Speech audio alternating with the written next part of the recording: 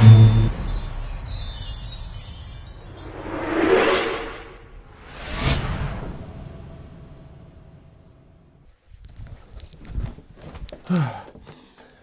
guys, so we'll rush this week. So for you guys, I want to play just a cute little video of some baby animals.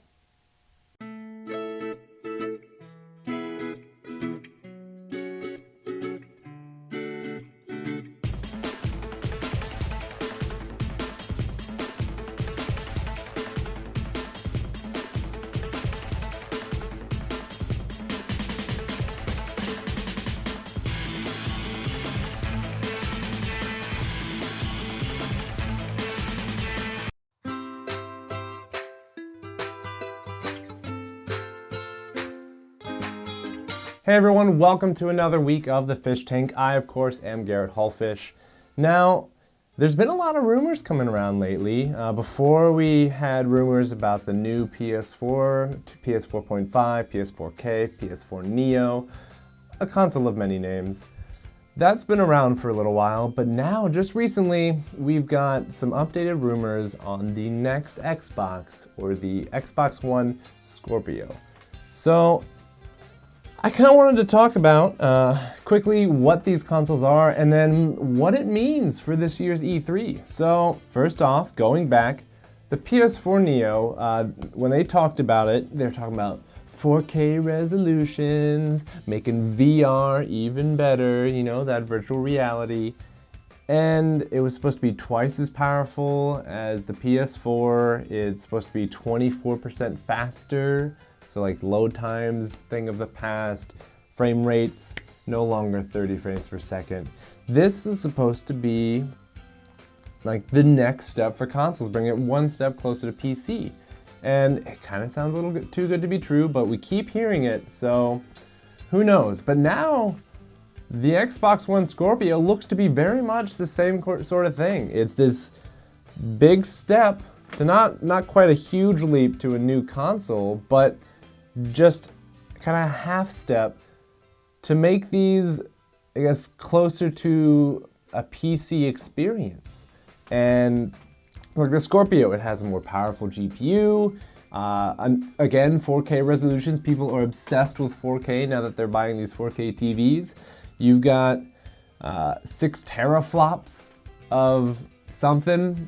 I don't know consoles that well, but they also are supposedly trying to partner with Oculus Rift, which they kind of have like a soft partnership because you get the Oculus Rift and you get an Xbox One controller. So maybe that's the next step of that partnership there. Don't really know. But the only negative thing I've seen from that announcement is that supposedly with these 4K resolutions, they're not going to change the I/O speed, which is basically the speed that it pulls data from the disk.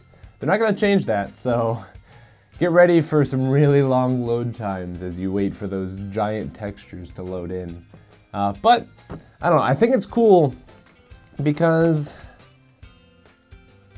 these consoles are going to make this E3 just like the E3 we had a couple years ago where they brought in the Xbox One, they brought in the PS4, and it brings that competitive vibe back that I felt like was kind of lacking last year. Like, when it's just software titles, you want it to be competitive, and it can be. I mean, Sony last year, they brought so many dreams to E3, but again, it's all just games, and some of them are multi-platform, some of them are not. But when it's just a console, that's when you really get competitive. I mean, when they were talking about the Xbox One and all this backdoor shady stuff where they're saying like, okay, it has to always be online and stuff like that, PlayStation came right out of the bat and was like, this is how you will share a game. And they just hand a game to another guy, and you could see all of these little gestures where it's just like, come on Xbox, come on Microsoft. That was cool, and you don't really get that with just games. And so I'm really hoping that at least parts of these rumors are true, because that would make such an exciting year because we haven't really seen much of anything. And so even with all these rumors and knowing so much as we do, that's just going to be incredible to just be surprised and see what these new things are. Not to mention that Microsoft is also releasing a smaller Xbox, supposedly. Now this is something that's a little more plausible.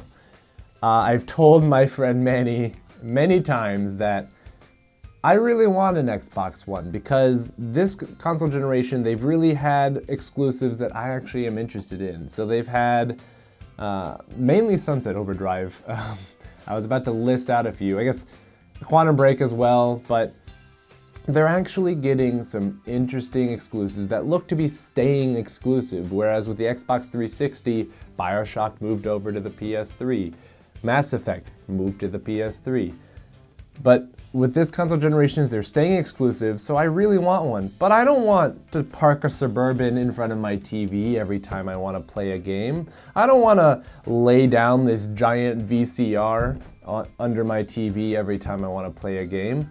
I love that the PS4 is so small, even though it's more powerful, and it also doesn't have that ugly console power brick in the back of it that the Wii U and the Xbox One have.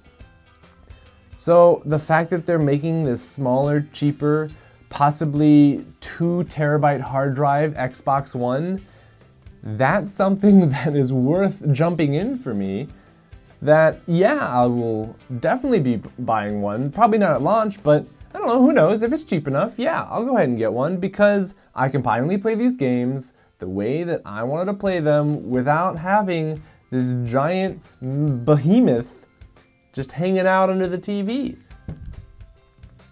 So that's really it for this week. I was just hopeful that we were getting such a competitive E3 this year, and I hope you all too, because I know you all love when the two console manufacturers fight each other tooth and nail, and even though we kind of want them to agree, and they really do, it's just exciting that accidentally all of these consoles seem to be coming out about the same time.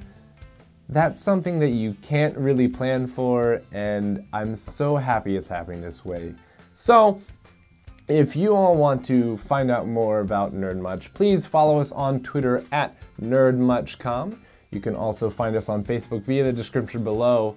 Not to mention, if you have any comments or anything, please comment below. Also, if you enjoyed this video, or you breathe, have 2 legs, even if you don't have 2 legs, go ahead and hit that little subscribe button. It would do us a huge favor. I'll see you next week.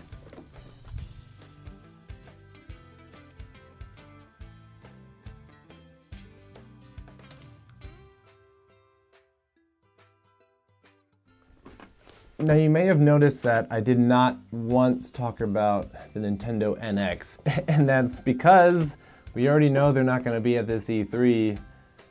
They're coming next year. We don't know anything about it. Please, Nintendo, join the competition. Come on.